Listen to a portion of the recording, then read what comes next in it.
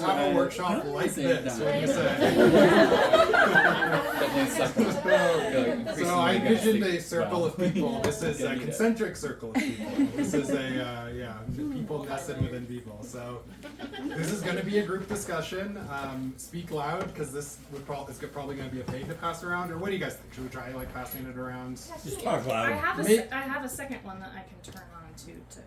Okay, yeah. How about one circulating, and I'll just keep this one here, and I can repeat things when necessary. But I'll do a little intro first, so we know what we're talking about. But then, yeah, it's going to be mostly a group discussion. We'll see what that's like with so many people. What a delight! Thank you all for being here. So this is the Personality Magic Square. How about raise your hand if you haven't seen it? So Magic Square, fully new to some people. This distribution of the planets, how it appears on the personality side. These planets are in this specific arrangement for a very specific reason on the personality side. And these verticals and horizontals are all named. This Moon, Venus, Saturn is called Foundation. This middle, Mercury, Mars, Jupiter is called Outer Authority. And this one on the right that includes Uranus, Neptune, Pluto is called Learning. And then the laterals, the top one is labeled Voice, the middle one is labeled Heart, bottom one's labeled Mind. Oh yeah, the Pluto glyph got a little erased, but can everyone kind of make out what's going on here for the most part? Let me know if you have any questions. So the basic thing to understand about Personality Magic Square, the one thing everyone should know is that the more you live your life generically, homogenously, the more you sort of surrender the project of differentiation and live as society is attempting to mold you, the more you will resemble and exemplify the placements of your Mercury, Venus, Jupiter, and Neptune. So this diamond shape of planets.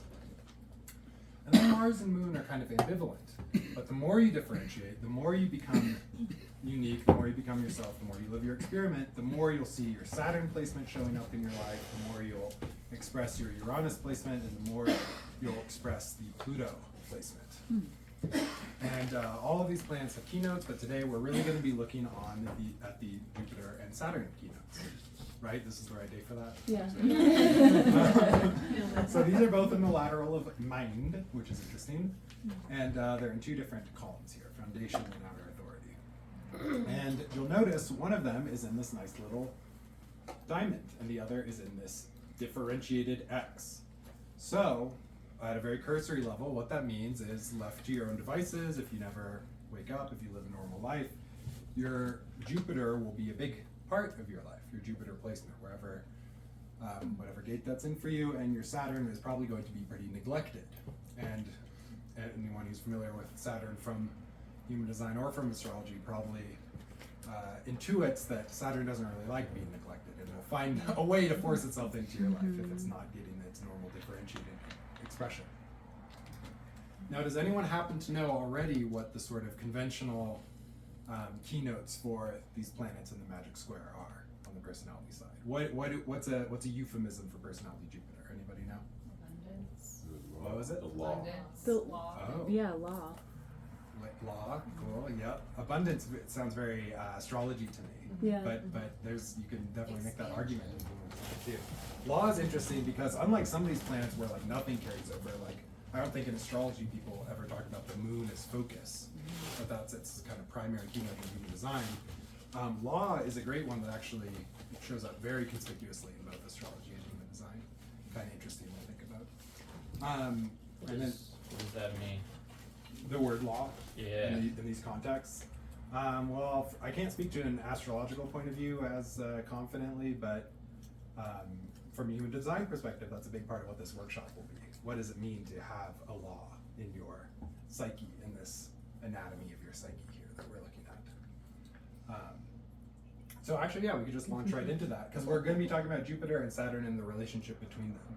And they do, what's interesting, and this is just totally something I've noticed, I haven't seen it written about anywhere, whatever, but the planets are, each one of the ones in that conditioning diamond is more or less thematically paired with one in the differentiated X, and it's what do you call it, clockwise, weirdly.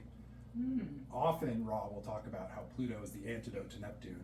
And we'll see in this workshop that Saturn very much is able to kind of leverage your Jupiter placement.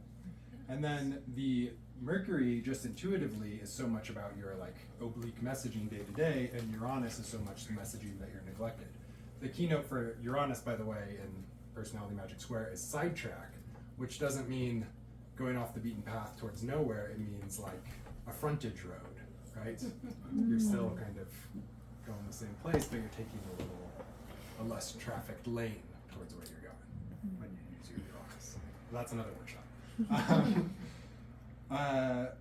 Okay, yeah, so anyway, so that, again, that's just my own observation that you have this kind of rotational thing going on. And when you look at the magic square on the design side, they're positioned counterclockwise. The same planets are like a mirror of each other. So just something to consider. So, Jupiter, your law in life. So Jupiter is something that exists in your psyche that compels behavior, as all laws do, right? And when the real world law compels our behavior, sometimes we go along with it, right? But not always, right? Sometimes we break the law. So, but the law is there, and a good chunk of the time we know when we're breaking the law, right? And so in this law that's been set up for you, in your own heart, in your own spirit or whatever, through your personality Jupiter, is something that you can choose to follow or not. And when we talk about this diamond of planets being extra conditioning, another rule of thumb I kind of like to employ is that because society so consistently solicits the use of these planets from us in our daily lives, regardless of our differentiation project, you can kind of get away with totally neglecting them because you'll be given so many opportunities and excuses to employ them anyway. So when we start to talk about law and think about our law, chances are if we do slough it, if we do ignore it, and the real ignoring it is not even knowing that you're breaking it, it's forgetting it exists, right? That's how you really growing away from Jupiter, is when the law isn't even there. But even if you do that, that law will show up in your design, it'll show up in your psyche, it'll show up in your behavior. In the same way that Venus, your standard, you don't have to try to have a standard where your Venus gate is. You don't have to decide to have a moral or an ethic or a principle, whatever gate your Venus is in, that's always going to be there. And that's never going to be workshopped out of you. That's never going to, it's, my opinion is that it's never going to be evolved either, because it's on the heart lateral and the foundation vertical. So it's always the foundation, and then the heart, these planets here don't really seem to develop. They kind of have a purpose that always is just sort of in employ without evolution. Which is kind of weird, because then Mars itself like is evolution. For context, let's give a quick intro to Mars. Just because Mars is like kind of the most important planet, you might notice it's in the middle. Its keynote is mutation, and basically it is the catalyst. It lights the little pilot light on any psychological change. So any mutation that you have anywhere in your chart, anywhere in your life, Mars has to come into play to give that fuel to start. So any other development, Mars has got to come into the picture. So just something to keep in mind. Feel free to come to my Mars-Venus workshop in a couple days. So Jupiter, like Venus, like Neptune and Mercury, is a law that you're going to end up living in accordance with, whether you try to or not, basically, is what I'm saying. And I guess to amplify it further, I will bring Saturn into the mix, but before I do that, why don't we just look at Jupiter on its own if anyone wants to consult their chart, see where your Jupiter is. I can offer my take, and if other people feel inspired to comment. 22. You've got personality Jupiter in 22. Nice. That's part of your authority channel. Yep. And always another interesting thing to think about when you look at any planetary placement, someone who has it in a full channel, that means they're always bringing it with them, right? Yeah. You're never away from your definition. You're waking up with your definition every day. Your hanging gates, maybe not, right? Maybe there's another aura around, maybe there's a transit around waking up a hanging gate.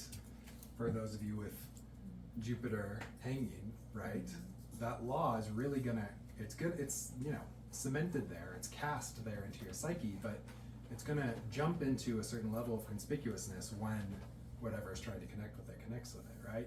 But for those who have it in a defined channel, you're bringing your law everywhere. Yeah. You can't escape your law, right? Seriously. It's It's gotta funny be. because I was a lawyer and I'm trying so hard to escape it. Oh, So that's metaphorically, that's annoying. And it really benefits a lawyer to have that 22, right? How many successful lawyers have the 2212? I wonder. Yeah, but so is there anything that immediately comes to mind for you for having 22 specifically as your personal law in life?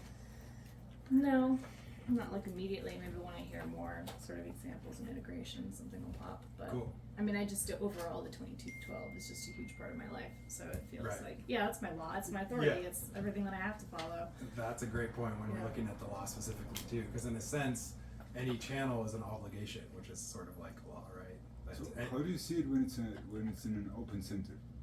in a undefined center when it's hanging off of there. I would say that, so like I said, in either case, if it's just hanging right, then it's kind of like you get to forget about your law to some degree unless it's activated.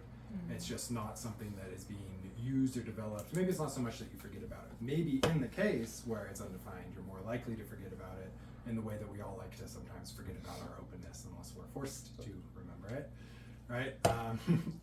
So that's one element of it. I think it can also, like with any openness, it can sort of surprise you and catch you off guard when you are reminded that you do have a law there.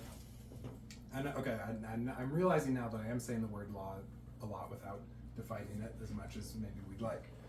So another great way of understanding what we mean by law in human design is contrasting it with Venus as the standard.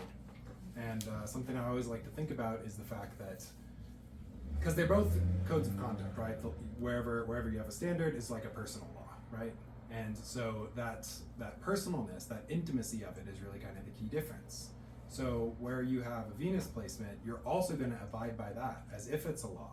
But we don't refer to it as a law because that standard has always been with us, right? That standard seemed to have suggested itself as a matter of course, as a fact of nature, as just part of life. So when someone doesn't meet you at your Venus standard, you think, what's wrong with you?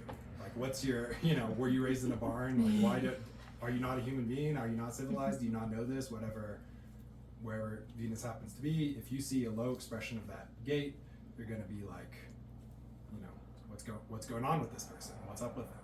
If you see a low expression of where your law is, where your Jupiter placement is, you kind of think like, oh, I get that. Like, oh, this person's like breaking the law. They're not really abiding by the frequency of this gate, but like I understand, sometimes I have to do that too, So to use my own example, I've got Jupiter in 15, which is many things. It's extremes and it's love of humanity, and that is a law of the world that I feel like loving other human beings. Gee, it sure seems like that should be universal, right? But at the same time, if my Venus was there, I'd be like, what's wrong with you when you're not doing that, right? And I don't feel that way. I'm like, it is a struggle to like appreciate the extremes of humanity sometimes.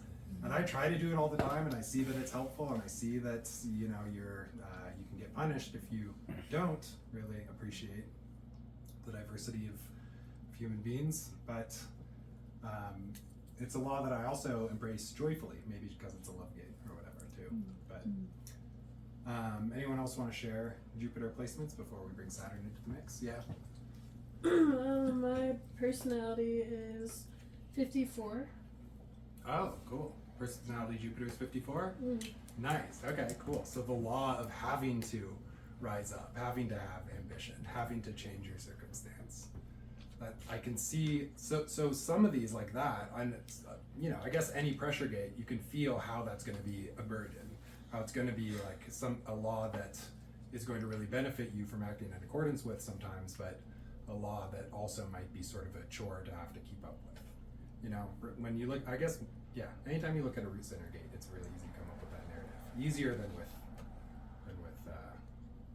well, no, I don't know. We can keep kicking this around, right? And how does that apply to you were talking about like when the Jupiter gate is in a channel or not? Mm-hmm. So like mine is in a channel. Nice. So So what's that the difference again between? well, so it means that ambition always has something to be directed towards. So it is probably easier to keep up with that law too, of having to have ambitions, having to have drive or whatever, because you know where to aim it. So if you had Jupiter in 54, but it didn't reach the 32, right? Then it would be like what would be periodic would be like, what do I put this ambition into? Like I have this like fire under my ass, but I kind of don't know what actually constitutes meaningful material change. But you do, so you don't have to appeal to a transit or another person to help you figure that out. So it's kind of like, I guess, yeah, it's a trade-off. So when it's in a full channel, the law is always around, but it also is always able to be used and to realize and be acted in accordance with, right? Mm-hmm. So you can make yourself measure up to it whenever you want, I suppose. I have a question. Yeah. Is there a difference between Jupiter hanging in a defined center versus Jupiter hanging in an undefined center Oh, as yeah. far as like bringing the law around? Yeah, we just had that question a little bit ago. Okay. But the gist of it would be like with any, dormant versus hanging gate, that there's always a more discomfort when there's an activation and something that's hanging from an undefined center. This is probably something that a lot of people are familiar with, so that's like a general thing. And then there's also will be a more obliviousness to the role of Jupiter in general. Not just in yourself and how your own Jupiter shows up, but just like everybody's Jupiter, and like why are all these people going around with these personal laws or whatever? This is a funny one because I have the 60 Oh. Jupiter in an open center. Oh, So I nice. don't, I'm clueless to my limits. Right. And to my, what's the word? Constraints, limitations. Limitations. Yeah. So I can be just unconscious of that. Right. Unconscious. So funny. Yeah. And Because the limitations is a biggie. and just super interesting to think of Jupiter in a individual gate, which are all known for their irrationality, right? So to be subject to an irrational law is always going to be something of a trip. A law built on mood, right? But especially the 63 is one of the most arcane kind of. And then another comparison between Venus and Jupiter is just that whole idea of like having the law imposed upon you, but the standard kind of coming from within, also just makes sense given the like rate of these planets. Like you have a Venus return before your first birthday, right?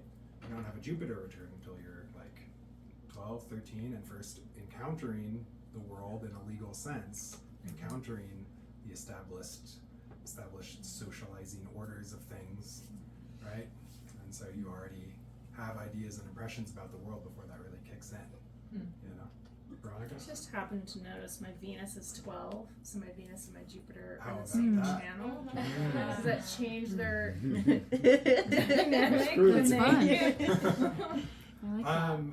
With each other, typically when you look at how planets are talking to each other on Magic Square, you look for like color resonance more so than when they're in the channel together. But obviously, if they're in a channel together, when you're using the channel, you're using both of them, so they are coming together in concert in some sense.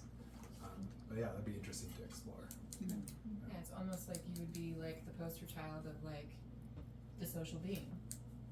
You mean the person who's talking all the time already in another group that's Yes, not overemphasize. Yeah. Make extra use of it. Yep. We're so comfortable using these planets, and people always want us to use these planets, these ones in the diamond, right? So what about in the corners? They don't want us to use these. Oops. They want to forget they exist, yes? I have a question for Yeah. you on Okay. about Jupiter. So I have Jupiter 56, and it's in an undefined throat. Okay. I have a defined ajna, and my partner actually connects with the 11 Nice. on that. So it's kind of like this Back interesting mix all up. of that up. What the hell does that mean? Okay. That's what I was hoping that he would explain to us about. So you have personality Jupiter in 56 hanging in an undefined throat, Yes. and your partner has a hanging 11. No, he has it hanging. Yeah, it's hanging 11. So we define that, and his ajna is undefined. So we like flip that around and like define it Oh, too. that's and- especially interesting. Yeah. So. Cool. Very exciting. Yeah. And so do you feel that there's like a sort of mutual behavior Well, I'm curious about that because I know that the 56 is the gate of the storyteller, but how does that become law? And then how does that become a law with my partner? Right. Like, how does that reflect in that connection? Yeah, already that's, regardless of what planets are going to be making that 1156 is going to be, when it's evaluated as functional, that evaluation being an abstract experiential circuit is going to be very unlegal because there's going to be no protocol to it, right? The 1156, when, like all abstract circuitry, when it's evaluating something, it's evaluating it in terms of things like appropriateness, likeness, relatedness, and that can never be repeated. You know, all this classic abstract experiential stuff and solar plexus stuff, this whole like not stepping into the same stream twice, right? And yet there are correct answers to its questions. And so this law is around something that can never really be codified. The law is around bringing a certain fluency to the functioning of that abstract experiential process of attaching relevant images, stories, ideas, motifs to your experience, right? Because ultimately what that stream about from 6447 down to 1156 to the throat is trying to do is connect the world of philosophy and imagination and religion and things like that to actual lived experience. Okay. It's like that gate 11, that left eye is the eye that sees myths come to life. Those myths, it's not like that just existed in someone's imagination, you know, so someone didn't just have a cool idea for a dragon one day and now we all know about dragons, right? Something happened, right? And when that whole 1156 channel is there, you can see what they mean. You can see what they saw when they decided that there's such a thing as a dragon, or a hipster, or capitalism, or anything that exists mostly abstractly. Interesting. So what does the 56 mean as a law? Your laws in concert, right, would be a law beholden to that expression of that entire channel, right? So if he's got the 11, you got the 56, that whole channel is going to have to be expressed. Okay. The 56 is basically would be the meaningful bringing into being of it.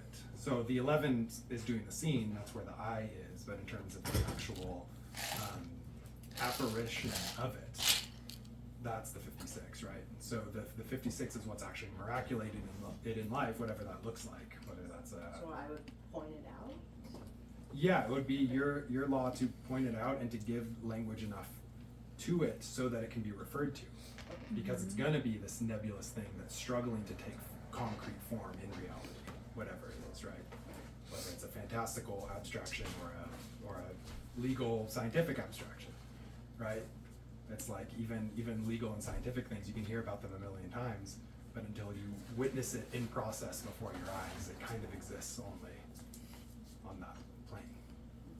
So the 56 figures out how to make it available to people through language or through some other sort of realization.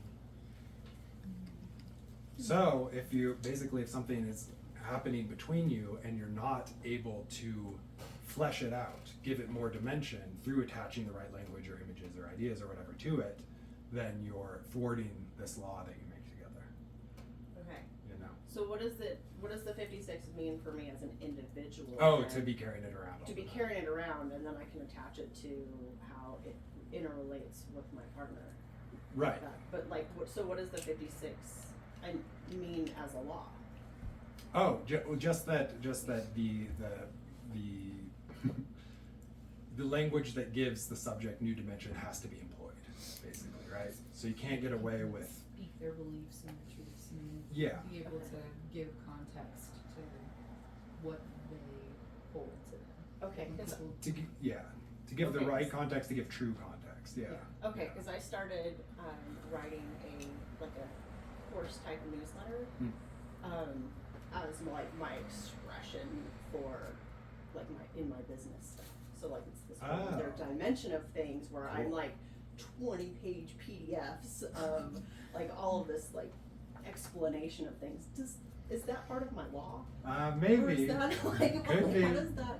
I wonder. Yeah. I mean, that again, it is an interesting marriage to have a law in this place, because whenever we use the word explanation, I start to think that we're in this more logical collective territory, Because what abstract is really trying to do is just elaborate the experience, amplify the experience, you know? So if whatever it is that's being communicated is, again, like given more dimension or just realized or made louder or made clear, more sensible, right? It's the sensing stream, right? It's not about providing the person with understanding, it's allowing them to sort of taste what you've tasted, Okay. you know? Okay, that makes more sense. Yeah. Thank you. Yeah. Anybody else Jupiter before we bring Saturn into the mix? But- oh, 17? Point Oh, one. huh? 0.1. 17.1? undefined Cool. Ajna. Nice, okay. So a nice first line Jupiter too. Those are always kind of severe, huh? So 17, you know, and a nice complement of this 1156 conversation we just had about selecting opinions, right? And that there's, you know, that that what is a correct and true opinion is probably subject to more scrutiny than it already is inherently for anyone with that gate, regardless of what planet it is. That your obligation, your social role, anyone who has 17, is to be aware of all the opinions that are available and to, when 62 is there, to deliver the right ones for that moment, right? So it's like the true opinion, the correct opinion. It's weird in that way. It almost reflects abstract in that we're kind of like talking about relevance, but it's more like the relevance of like, this is going to work. This opinion is going to work for this situation, right? Not that this opinion is beautiful in this situation or appropriate, but like this is the opinion that's needed right now in this context or whatever, and that sort of establishes the truth of it. Or do you have other amplifications of 17 in general before we Like my own. experience of it, yeah, or how you've come to conceptualize it for yourself? Yeah, I mean, it's been kind of a tough one because I have hanging 17 and 11 both in Ajna. But I can be like really hyper focused on just the opinions that seem like not aesthetically pleasing, but like, you know, like opinions that I am interested in. Like any other opinions, it's kind of like, I don't even care to like entertain that. Right. So I find myself kind of like only wanting certain opinions in conversation, and if they aren't, I'm kind of uninterested. And so that's kind of what the distortion is a little bit, maybe, I don't know. But also that just holding the fact that like multiple opinions, it's like it's okay for people to have all these opinions. And so obviously the undefined Ajna wants certainty, so it's kind of trapped in this like, well, there's all these opinions, but which one is right? You know, that Right. like the Ajna wants certainty. So that's the other side of it, is like just relinquishing the fact that all opinions matter. Right. And coming to terms with the fact that it's not my job to decipher what opinions are actually important, Oh, but you're interesting. but you're saying that it is. So, Yeah. So Because there's two levels to it. So that gate probably shows up really differently in someone with defined Ajna, right? Because so for you, it's a two-tiered problem. Yeah. As the undefined Ajna, you have to let yourself off the hook of the mental Certainty. solidity, the certainty, and all that about it. And yet, what the 17 is intended to do is to select and arrive at the one that is sound. But it's not certainly sound forever. You know, it's not an objective fact forever. It's like that soundness, it exists to be shared ultimately through the 62 in that context or whatever. It's like this it's like that whole notion of like being on the right side of history, right, is very like 1762, having the right opinions, because it's like the right opinions of someone at a different time are no longer right. relevant, yeah. Interesting. Yeah. I'm Yeah. gonna do mine now. Oh, sure. Your Jupiter? Yeah. It's 8.2. 8.2? Yeah, Okay, and I've cool. got a defined throat, defined G, and then I also have the 1 in my focus in my moon. Nice. So, So you must have just had a Jupiter return, right? Because Jupiter was just in gate 8. Interesting. yeah. Yeah. So 8 is so many things, right? So Right. it's that it's platforming and it's displaying and it's making available and it's contributing and it's also having a face is a gate 8 thing. And we know this because if you look at design of forms, right? Insects don't have gate 8, but bugs and fish and wolves and bears and horses and everything that we look at and we see there's a face there. As a face. As a gate ape. Because in a way, a praying mantis, you know, you can struggle a little more to anthropomorphize that and see its bilateral symmetry and kind of see a face on it. But that uncanniness is always going to be there in a way that it isn't even for the weirdest looking fish, right? The weirdest looking fish that seem to have something in common with us. So and you know, in Penta, right, it's the brand and how much is a brand like a face, right? The company's face is its brand. And so, you know, 1 being the gate of the artist and 8 being the gate of the curator, again, you sort of see this relationship. It's one thing to have the idiosyncratic creative identity that makes the art. That, you know, obviously the G-centered totality is what identity really is, but 1 is that sort of creative identity. And the uniqueness, the ultimate uniqueness, the pure yang all the way down is what gate 1 is, right? That which cannot be repeated. I think anyone that's got that whole channel or has maybe just an empowered G-center with a hanging one even has that sense that, you know, everything they do, no one else could do in exactly the same way, right? I think a lot of people with gate 1 feel that way. The secret is that's true for everybody, but only strong gate 1s know it, right?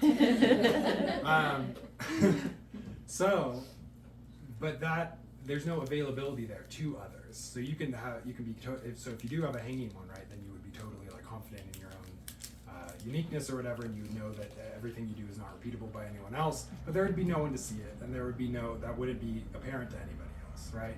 You would have my art, my style, my uniqueness, whatever, but it doesn't exist in the world really. Nothing exists in the world until it reaches the throat.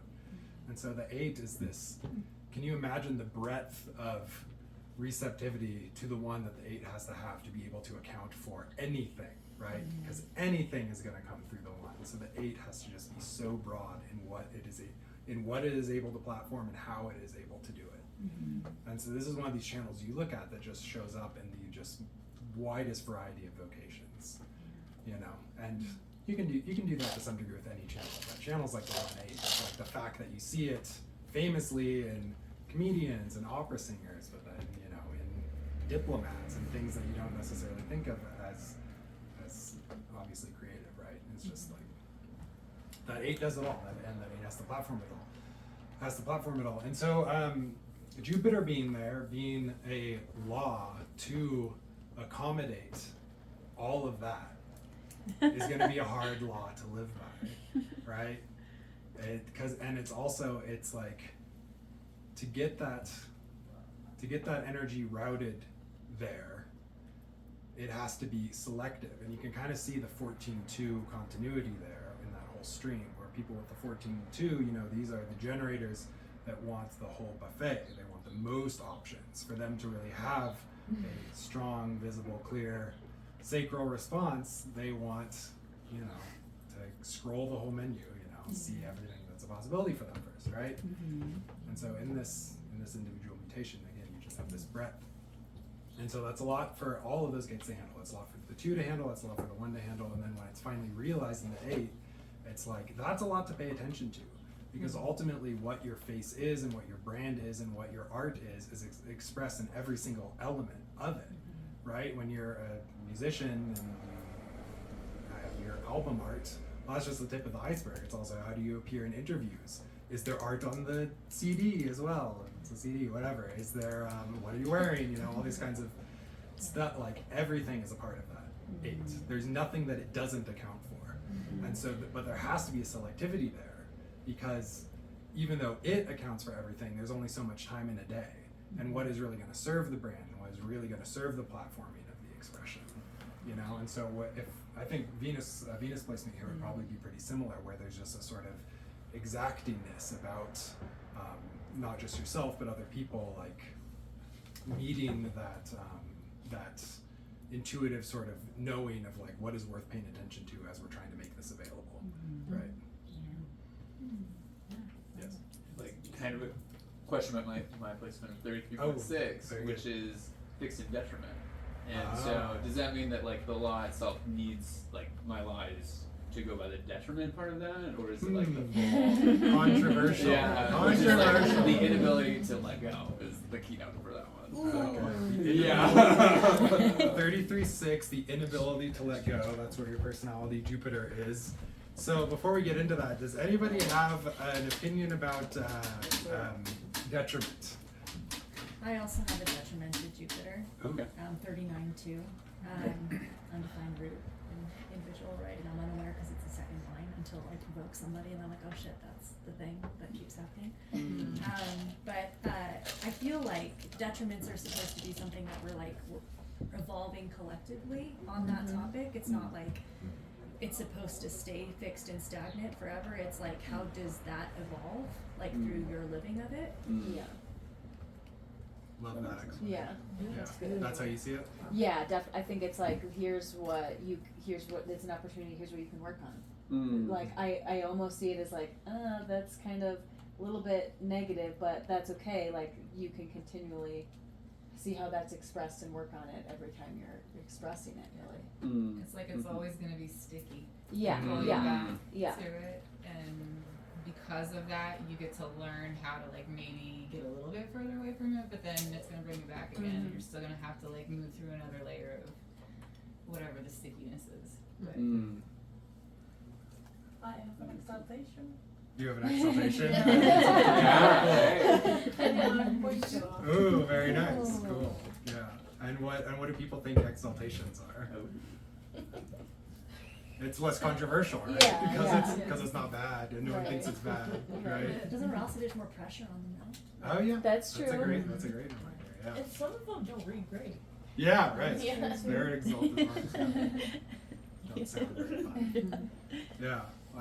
So in either case, and with detriment, I guess the only thing that I would add is that the way I think of it almost as like beta testing that part of the Maya or something, you know what I mean? That it's evolving through your experience, and it's not just about personal development, it's kind of like you're doing it for everybody a little bit. And the reason that people, mostly the homogenous world, has a harder time with it and that it's construed as something that is bad is because it's hard to reconcile with the world as it is because it's not really fully developed.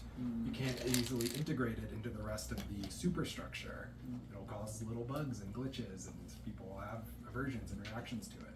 And then you pile onto aversions and reactions, prejudices and biases and superstitions and all kinds of things. But ultimately, it's just doesn't fit quite right yet, but still meant to be there, you know? And how much of it is dealing with the deconditioning of a center, right? Like 39.2, like the wanting to avoid the obstacle that's coming up in the emotional response, right? Like if I'm avoiding the emotionality of my open solar plexus, then I'm sticking in that lower like detriment of that. Versus like learning how to be more responsible with when I provoke other people and how I create boundaries around who's not meant for me or who is. That's beautiful. Mine's 40 detriment. You got 40 in detriment? Another detriment. I did want to spend some of this workshop putting them together. I was going to introduce them independently and then do the whole workshop where we're like talking about both and their interplay. But this is fun too. Jupiter. We don't have to 40. talk about mine, let's go Saturn. Okay. Well, no, I do want to talk about it. Okay. So, hanging 40, you've got undefined heart. No. Me? You've got undefined heart. Yeah, undefined heart, yeah. You've got it. So in the same way that Jupiter, it's weird to consider a lot in these irrational places, it's so natural to consider a lot in these tribal places, right? So anyone with the Jupiter tribal placement, it's like, that's so much more obvious how society is asking you to use it first of all, and so much intuitive for your own psyche to be able to contextualize that thing as a law that you're subject to. Because it's like when you've got a Jupiter in an individual gate and you start to notice that relationship manifest in your life or whatever, it can feel like a dialogue with fates or the higher power or something, or this is my curse, this is my law, but I don't know why, right? Like if I don't do this, I get punished. But why? You know? But when it's tribal, then obviously, you know, there's an easy social excuse for it. So 40 specifically, I guess would be, I mean, there's so much to talk about with 40 and the types of pressure that's going to exert on someone. 40 is so many things at once, right? It's the in the 3740, which is sort of the main idiom of fairness in the charts, the main measurer, evaluator of fairness, it's really 40 that's actually like banging the gavel, right? And how legal is that? Like as the classic legal image. It's the 40 side that's really doing it. The 37's kind of making the arguments and doing the measuring more, but it's really the 40 that's Sets doing the that. bargains. Yeah, where the bargain itself comes from. Probably where the people signing the stamp comes in, right? All that is the 40 side.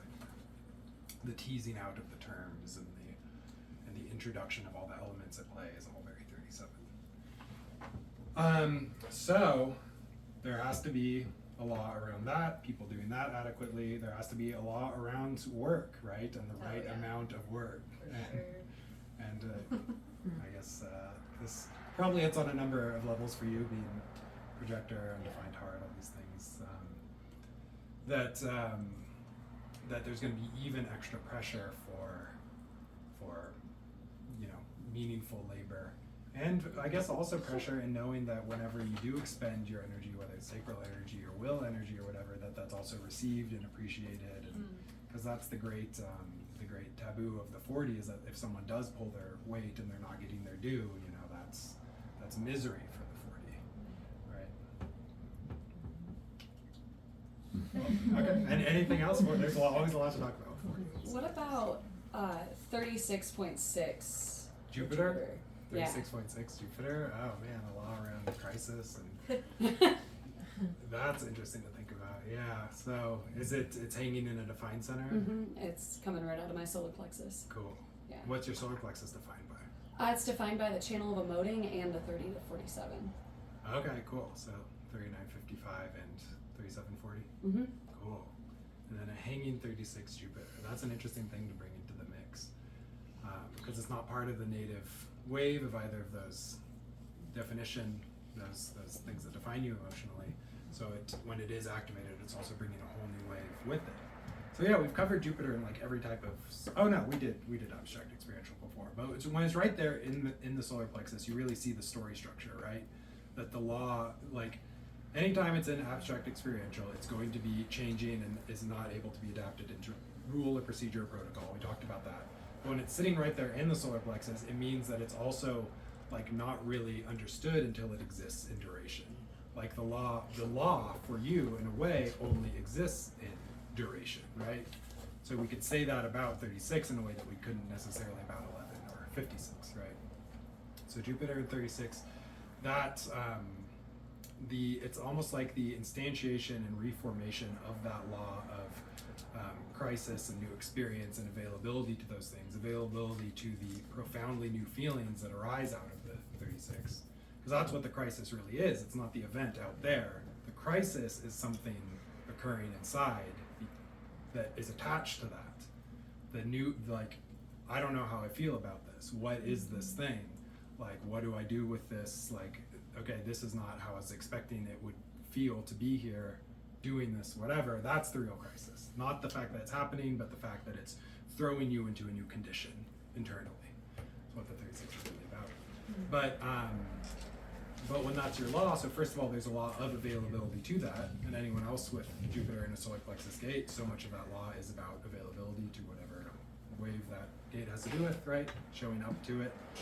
I mean, we're all obligated, if we're emotionally defined, to show up to the wave when it comes in.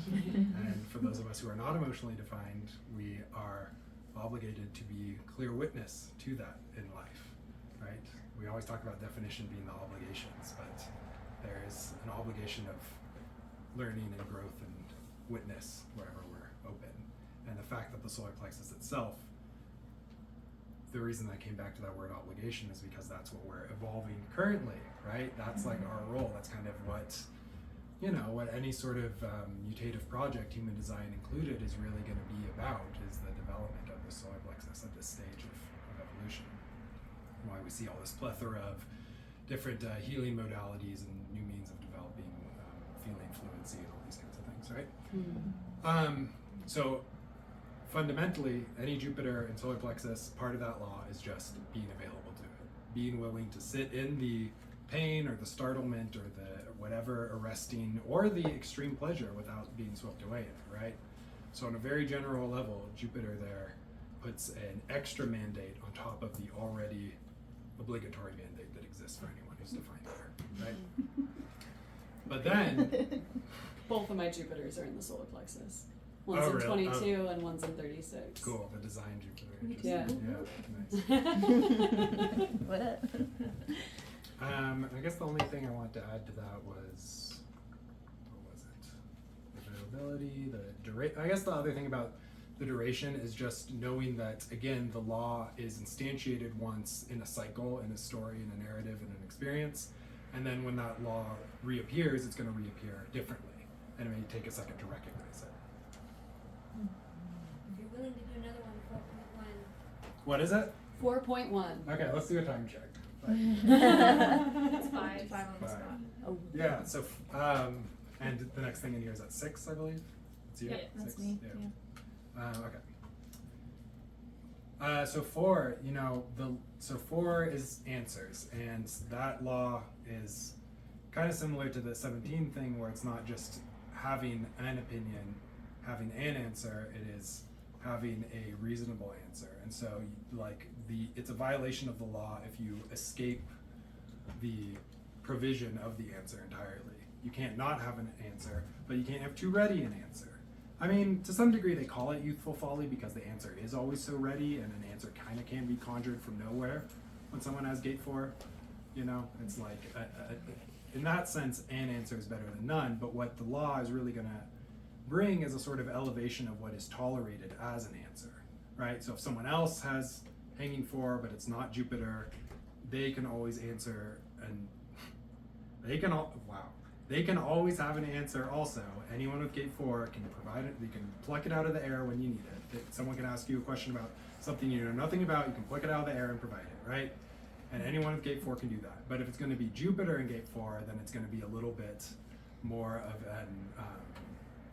of a pressure or a solicitation to do that in the first place, and then probably also a higher degree of scrutiny about what is even considered an answer, because just obviously an irrelevant vocalization would not be considered an answer, right? Anybody else gate 4? No, gate 5. Gate 5, 5. Excellent. Hey, so I'm 15, so our Jupiter's still. Yes, there we go. Yeah, so yeah, the law of having a routine, right? The law of being anchored. And you're a projector, so it's undefined sacral for you. So you get to sort of not have to think about the law a lot of the time, I hope. The law of routine. But yeah, I mean, I've gotten to know you pretty well, and you express that 5 very clearly in your life, in your lifestyle. I mean, the fact that you're able to manage what you manage, like, that's got to have a strong 5. There's no accomplishing what you accomplish without 5, is what I'm saying. You know, so it's obviously getting some use and getting some healthy, aligned expression, which is always going to be harder in our gates that are hanging off undefined centers, right? To keep them clean and functional and whatnot. But so, again, with Jupiter, the thing that we most want to be on the lookout for is that being expressed too much? Is there too much activation of the 5 and too much emphasis on having to have that routine and having to build that thing that can host? Because what the 5 as routine, talking to that gate of extremes, you know, it's like the reason for having that anchor is so that life can be experienced in its fullness, so that you have this logical unfolding of the diversity of differentiation. That's like, you hear that word all over human design, but that's really where it is the 515, the project of differentiation, right? A single cell has the 515 channel, and that's basically all they are. They have a little hanging 3 as well, but they are just a little G center and a little sacral. 515, that's the only channel they could have, a single celled organism, right? So that is what nature is doing. It is unfolding a pattern through routine and through the extremes, through that routine changing, through suddenly one day, very different. Well, I think the suddenly one day part is more the hanging 3, right? But through that, whatever happens through that hanging 3, through the sudden appearance of some food in the life of a single-celled organism that's never been there before, some new appendage is grown, and something totally radical and different and extreme appears in the unfolding pattern of nature, right? And so it's Five's job to be able to build something that is able to tolerate that, right? Because what if that radical, new, totally off the radar stimulus comes into your life, and the Five isn't there to be solid and to be anchored and to have its traditions and its footing, then there can be no possibility of that unfolding into the dimension of the extreme, right? So you have to have that solidity, that strength. Very powerful gate. All these tantra channels. You know, people with those tantric channels, the sacral to G ones, it doesn't matter which one it is, they tend to have really strong backs. You know about this? No. They have physically strong backs. That's a good one. Really? Cool. That's Saturn.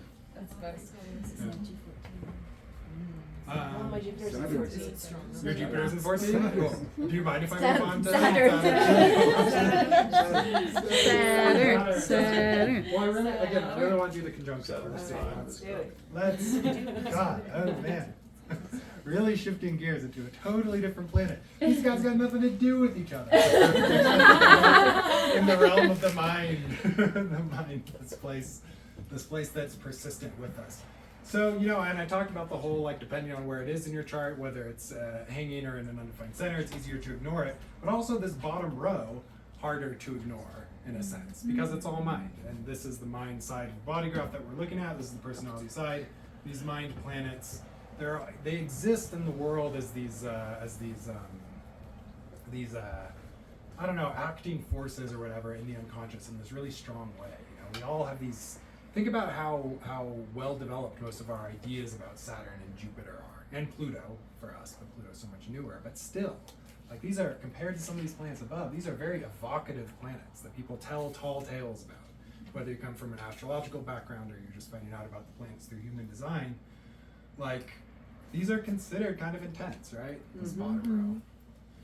In different ways, you know. In conventional astrology, we always look at Jupiter as so benefic but intense. But its magnanimousness and its size, there's something so intense about that.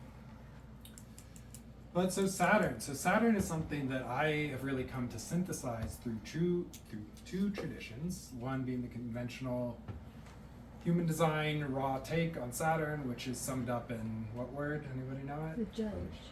Judge? Not quite. That Restriction?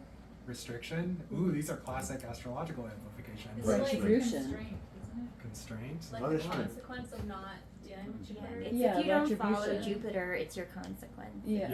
Yeah, exactly, yeah.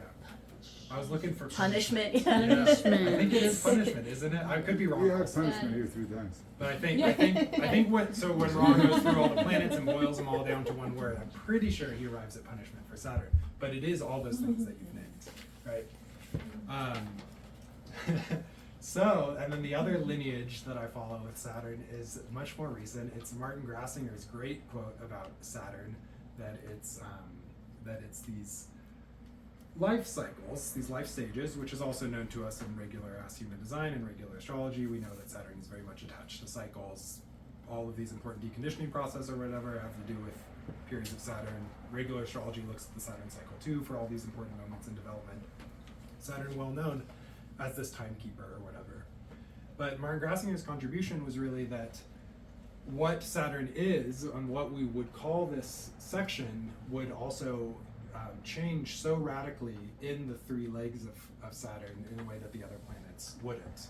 So that there's a tripartite function to Saturn. So basically, before your first Saturn return, it's the stage that he calls, he calls it apprenticeship, something like that. That's the vibe, is that student learning in the way that we kind of all are, outside the context of Saturn. I guess it's Saturn that creates this context, that even if you're not 6 line or anything, that you're spend the first 30 years of your life preparing for your role, right?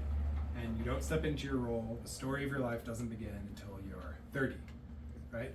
People are familiar with this from human design? Yeah, so there's prepare for your role. I guess the difference with 6 lines is they prepare for a role that they don't step into.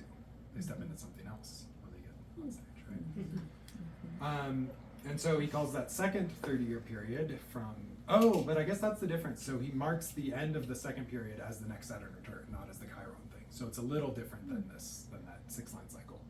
So the next 30 years, so kind of in the middle of that Chiron period or whatever, around age 60 or whatever, 30 to 60 he calls the warrior period and the being on the battlefield. And I find that that's useful to a degree, but what I really see it is as a negotiator of that energy, of that motif, a mediator, a co-author of what that energy is in the Maya. So the first 30 years, whatever your Saturn placement is, you're learning about it. You're apprentice of it. You're in school for it in a different way than you're in school with your openness. You're in school in this way where you have to show up to class and become aware of that energy. And mostly that awareness is going to come through your own expression of it, because by definition, if you have Saturn, you have activation there. And then those next 30 years, what he calls the battlefield, I see it as the negotiator because it's like, now that you're acquainted and you've graduated the class and what that energy is about, you are in the industry and you are someone else in life that is determining what that energy is and how it shows up and what it means, because the program is always evolving and we can't all be responsible for evolving everything. I think that by virtue of living your differentiation, you do end up evolving each element of your design, but what you're really tasked with developing in the world of changing is this Saturn placement in the second leg of life. And then the third leg of life, from 60 and on, you are an authority of that energy, and it is no longer subject to mediation for you. You have decided what it is, and you now express that decision of what that energy is. And it doesn't mean that it's not subject to more development, but it means that you've landed on an understanding or a signature version of that energy, right? So is this structure kind of make sense to people? So yeah, so most of that's grassing here, and then the way that I put them together, this idea of punishment and this idea of cycle, is this idea of being stationed somewhere or being sentenced, right? A sentence is like a punishment. And the reason that it shows up to us so much as punishment is, of course, because it is in this neglected corner, as all of these differentiating planets are. And so all we know is that it's somewhere you have to be every day. Is that going to be a punishment for you, right? That depends on how you're living. You do have to clock in every day to that Saturn thing, whether that's in the first 30 years as an apprentice of that, or the next 30 years as a negotiator, co-creator of it, or as an authority later in life.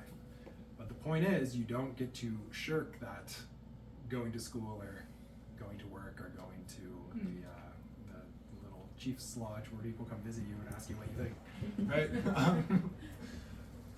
So it's a sentence. That's where you have to be, but it's not inherently a punishment. And like so much in our design, we can go there kicking and screaming, or we can go there willingly and with an attitude that, yep, we're going to put in a day of work here. But it's never as merry as all that, is it? It's always a little bit of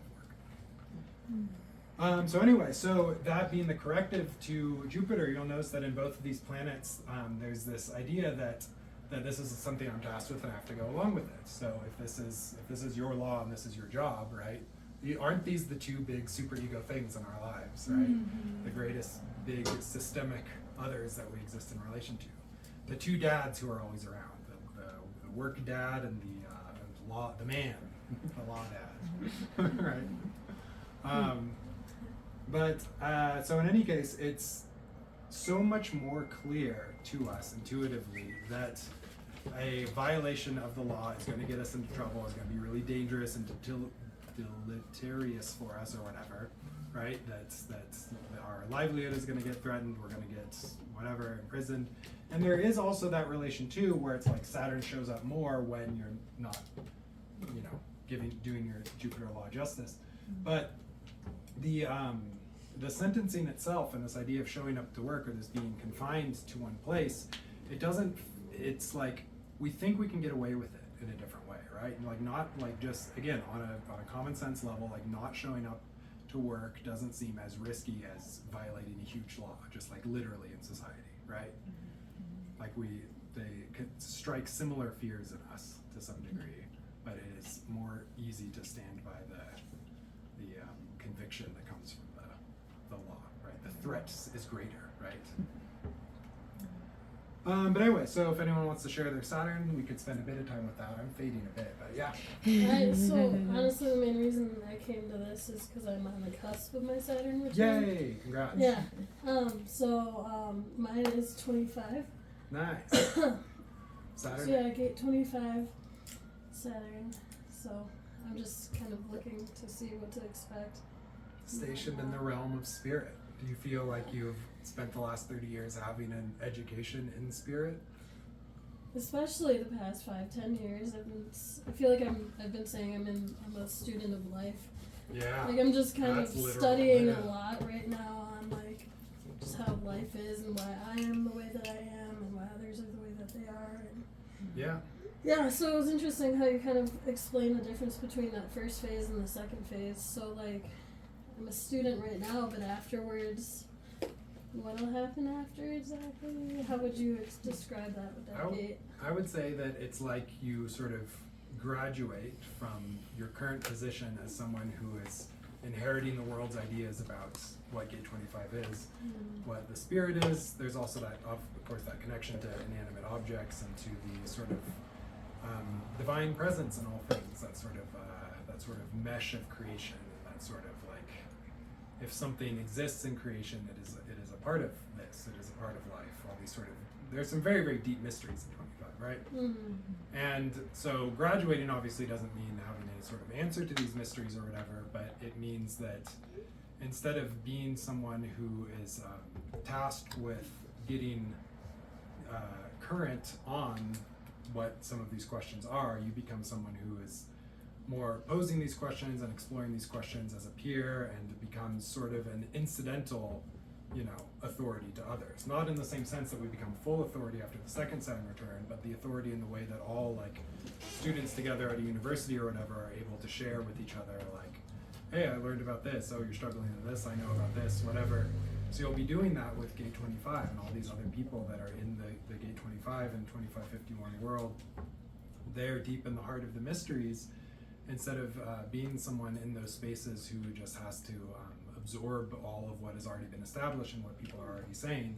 It's like you start to get establishing. You further the project of the mysteries in life for everybody for these 30 years. Okay, thanks for your insight. Sure. I have an interesting dynamic. Oh. I have 18 in both. Oh, what? Interesting. And it is fun because it's 18 in an undefined spleen. I have the 6th line in Jupiter and the 4th line in Saturn, and the 4th line is the incompetent. Oh, funny. And what I feel like that's been for me so far has really been more about understanding what's healthy when it comes to relationship, and having to be a student of that, and like not knowing how to correct things and not knowing what needs to change, holding on to the wrong, people, places, things, ideas of what the relationship should be. And then with Jupiter, it's always been, there's like the ideal that I see in like having a relationship with somebody, and that Buddhahood expression of like, there's this potential awareness of like the innocence of just being in the moment with somebody. But then if I like break that and get too caught up in like just holding on to something that's not good for me anymore, that incompetent comes in and kicks my ass. Wow. And it's like done. And then of course, the gate that's next in the wheel is 48. Which I have the 16 hanging, and so then there's this fear of inadequacy that kicks in right away that allows for me to get caught up in that trepidation of like, I did it again, I'm incompetent, I can't handle it, can't do it. So it's fun to like watch it now though, because I very much feel like I'm in that space now of being the co-author and like knowing like just because I don't think I can handle it or that I don't have the depth doesn't mean like that's not real. It doesn't mean that that's what that actually is. I'm getting to learn about the potentiality of the health, of the wellness of it, what's happening inside of my body and outside of me, and being able to see the contrast there. So Right. It's cool. Yeah, and isn't that interesting that the Jupiter one, the 18.6, is always going to be more visible in others? Because like another way, because this outer authority column, of course, is for other people and is this part of ourselves that we very readily deliver or whatever. And that Saturn and all these foundation ones are just going to be more interior to the psyche, right? And so that 1840 or 18.4 is always going to be a little less available to other people as part of your character. Meanwhile, the 18.6 is going to be so loud. And I'm a 2/4, so there's a lot of potential for people to call me out on like, well, what do you mean you don't? What do you mean you can't correct it? What do you mean you don't know? What do you mean? Yeah. And I'm just like, Yeah. And that's another really kind of fundamental thing about Jupiter too, is that because the other thing, so with Venus, I was talking about how it's like we take it for granted and we think other people should also take it for granted. It's just something that happens in life. But then even with Jupiter, we also do, if we're not really in touch with ourselves, we are going to think that law applies to other people, But that law is, it's part of your design and exists really only for you. Thank you. Were you raising your hand or just adjusting? Yeah, I was. Yeah, what is it? I wanted to ask about my Saturn. Okay. But I'm not sure if you're ready. Yeah, let's do it, yeah. Okay, because I've been wondering about this a bit. My personality sun is 59.3 and my Saturn is 59.4. Oh, cool. Yeah, so I'm wondering about this. Sun and Saturn are next to each other. Yeah. You said Sun's 59.4? Sun's 59.3. 3, okay. Saturn's 59.4. Yeah. Cool. Okay, yeah. So and this waves and this, what is it? Yeah, it's something I'm wondering about. How can that? Yeah, I don't know enough about Saturn, but as you said, punishment. Right. How does that work? Yeah. I'm breaking into people's auras, and I know it, and then Yeah. Well, just that, and that you have to go out and find the intimacy and create the intimacy or whatever. That is the place that you clock in life, which is kind of a weird thing to think about for 59. And that also that the Saturn placement is always going to be kind of thankless, right? In the same way that we talked about that column being kind of interior, part of that like less visibility to other people means that that when you do clock in, whether that's as a student or a warrior or elder or whatever, that's what is expected of you that no one notices, right?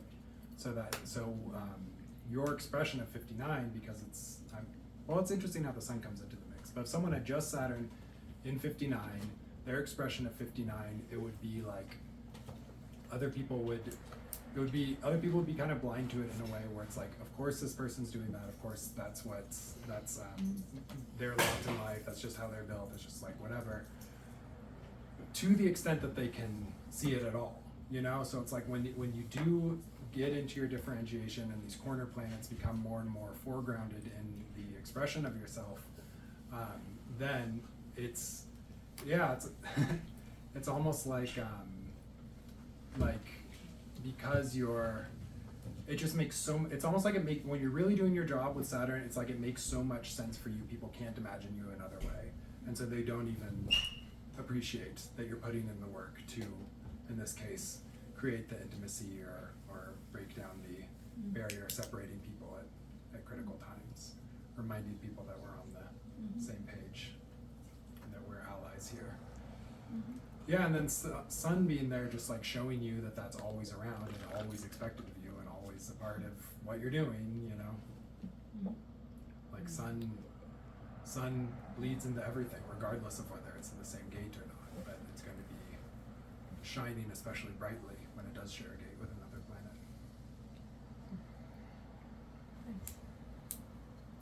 that was simultaneous, yeah. I'll keep on the 59 track. My Jupiter's in 59.5 and Saturn in 13.6. Okay, I'm curious cool. about the, yeah. 59 and 13. Interesting. Okay, so yeah, if that creation of an atmosphere of comfortability and intimacy isn't met, then that's weird to think about as a punishment. Because I always think of 13 as so charitable and so kind of like fun and musical, right?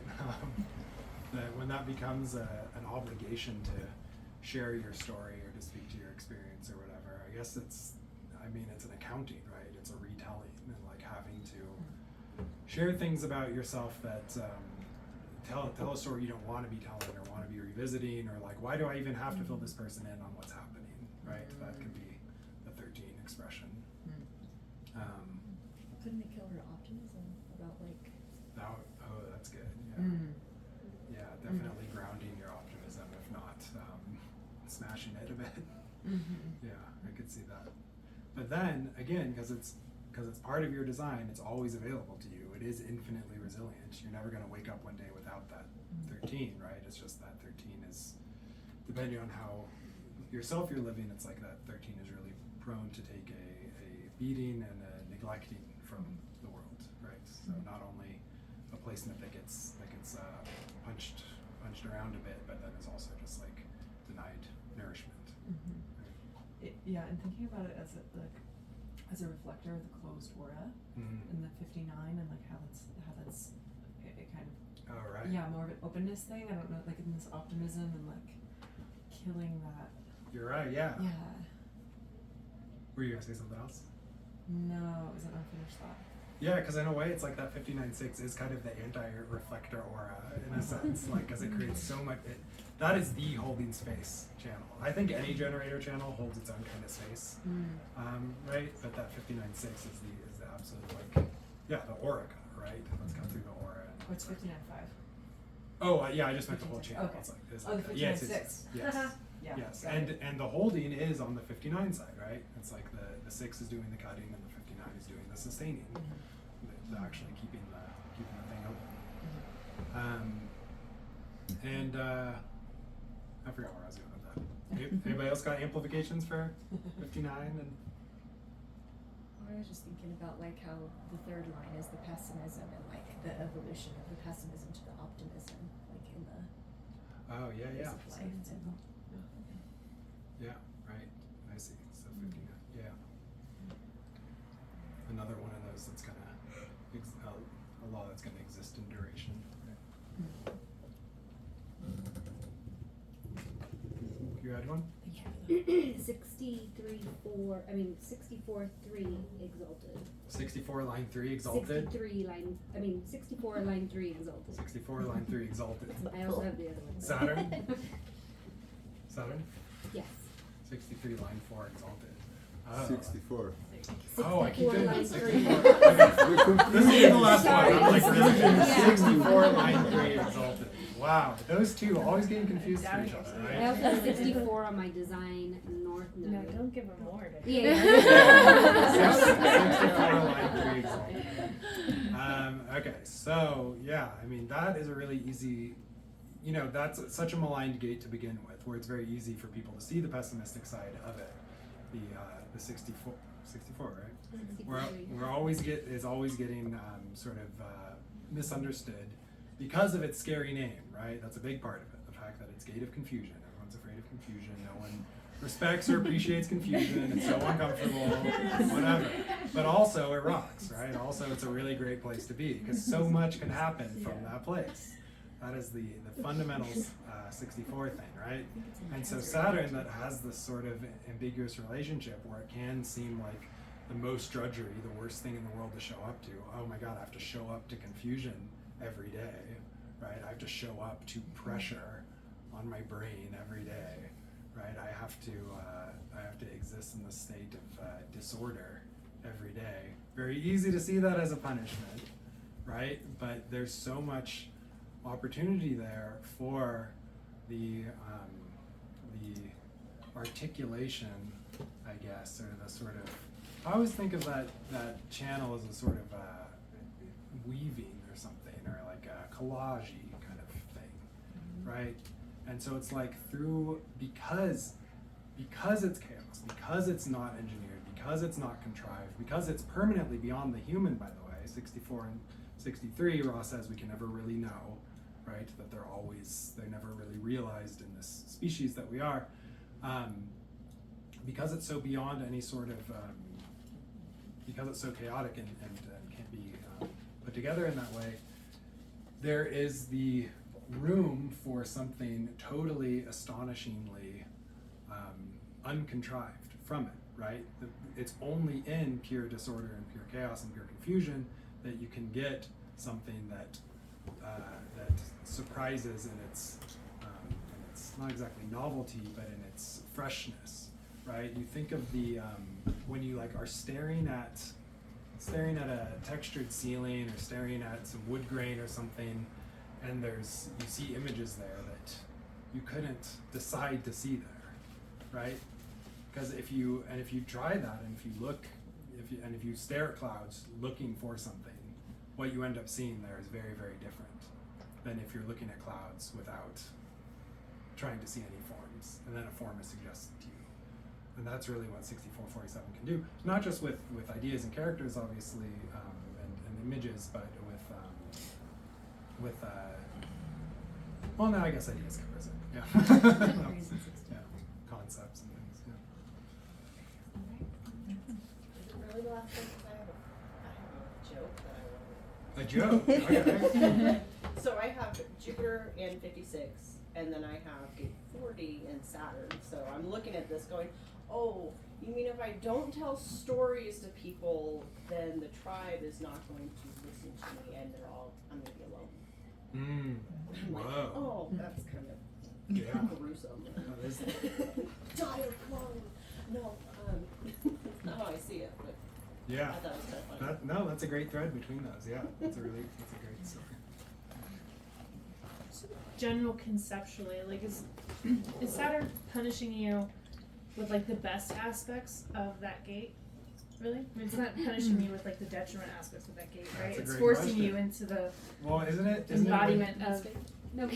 Isn't it when you do end up going there against your will or through this place of resistance that the best aspects are still there, but you just can't really see them or access them, right? So that really the best aspects of it are really a matter of whether you're using that part of your definition correctly, right? That when that activation is made, that you know your design well enough to be able to take advantage of it without betraying yourself and all these kinds of things. But in terms of Saturn there being specifically, it's like Saturn's going to be doing its job no matter what there, right? And it's just you're going to experience that as like if you're coming to it with resistance, it may not be as clear that it's doing its job, or you may not see the point of doing it. Because again, clocking into a thankless job, it's kind of like, what's the point? Would you be willing to give like a tangible example from your personal life of like, here's an embodiment of my I guess Jupiter, for me, I didn't follow it, here's how Saturn hits? Yeah, well, mine's kind of weird. I've got the 54-4 there, which has neither detriment or exaltation. It's my Saturn's a 54-4, and it's like it is a very mundane gate, and it's about keeping up with people and sending texts and sending greeting cards and saying hello and keeping all the sort of social pleasantries. That's part of the ambition, right? Is taking enough care of the community or whatever so that the ambitions can be realized. Keeping a good social hygiene is part of the 54. And it's hard for me to think of that not as a chore, even when it's fun. It's just like sometimes I'm having fun doing my chore, right? And so for me, I'm like, is that the nature of that gate, of that stream? Or is Saturn always that way for people? That even when it's fun, you know that you're clocking into work still, right? Even when it's fun, you know that it's a chore still. What do you think? And what's your Jupiter? My Jupiter is 15. So if you're not like expressing your love for humanity and everybody and embracing your extremes, then I gotta do more text all those people pleasantries. you don't want to text. Gotta say, how